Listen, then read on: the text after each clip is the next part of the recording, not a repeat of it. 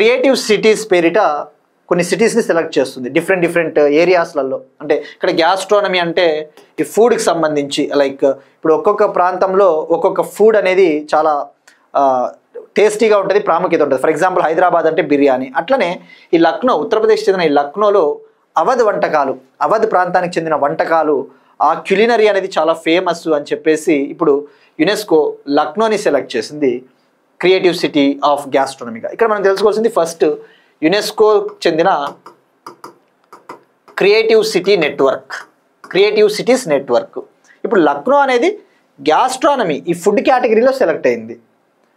మరి ఈ creative city networks అనేది డిఫరెంట్ కేటగిరీస్లో ఇవ్వడం జరుగుతుంది. లైక్ ఆర్ట్స్ కావచ్చు, కళలు, అంటే ఒక్కొక్క సిటీలో ఒక్కొక్క ప్రాంతంలో కొన్ని కళలు ఫేమస్ ఉంటాయి. లిటరేచరు, ఈ సాహిత్య రంగానికి సంబంధించి ఇదొక కేటగిరీ. ఇట్లా కొన్ని కేటగిరీస్ ఉంటాయి. ఈ కేటగిరీస్లో ఒక్కొక్క కేటగిరీ నుంచి ఒక్కొక్క సిటీని సెలెక్ట్ చేస్తుంది. ఇప్పుడు ఈ గ్యాస్ట్రానమీ కేటగిరీలో తీసుకుంటే, ఈ ఫుడ్ కేటగిరీలో తీసుకుంటే ఇండియాలో ఇది 2వ సిటీ. ఫస్ట్ హైదరాబాద్ ఉంది. ఇండియాలో Hyderabad already creative city of గ్యాస్ట్రోనమీగా గతంలో సెలెక్ట్ అయింది. ఇప్పుడు లక్నో.